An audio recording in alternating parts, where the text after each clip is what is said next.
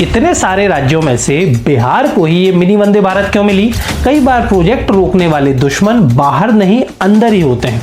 चुनाव से पहले ऐलान करना तो आसान है, चुनाव खत्म होते ही ये सब घोषणाएं ठंडी पड़ जाती हैं।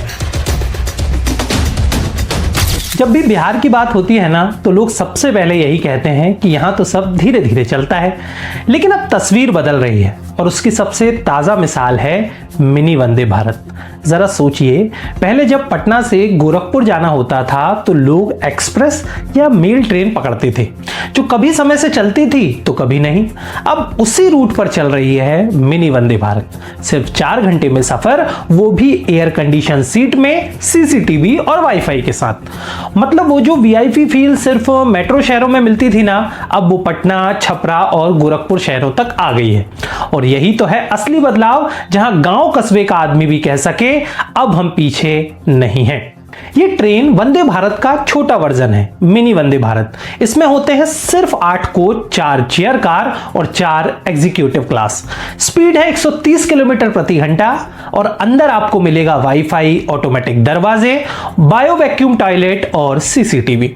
अब सवाल ये उठता है कि इतने सारे राज्यों में से बिहार को ही ये मिनी वंदे भारत क्यों मिली?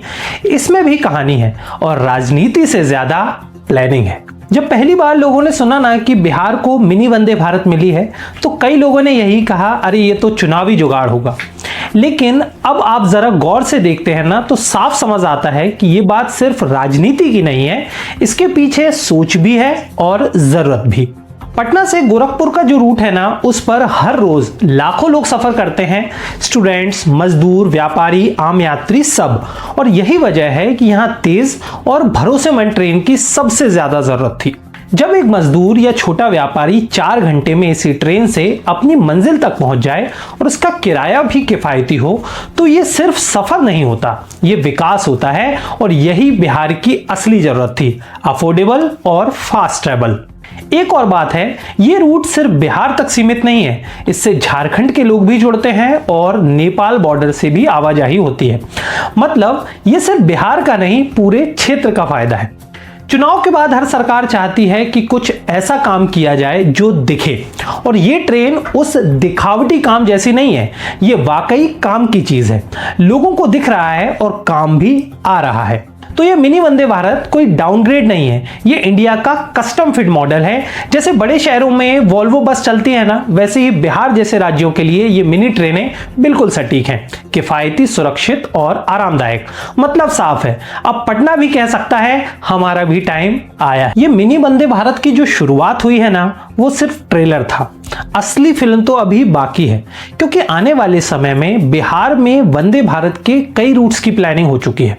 तो क्या अब आप पटना से लखनऊ भी वंदे भारत से जा सकेंगे, या फिर गया से दिल्ली तक हाई स्पीड सफर? हाँ, ये सब प्लान हो चुका है। लेकिन जरा रुकिए, इसमें भी ट्विस्ट है। पहले जानिए कि अब तक कौन कौन सी वंदे भारत ट्रेनें शुरू हो चुकी हैं।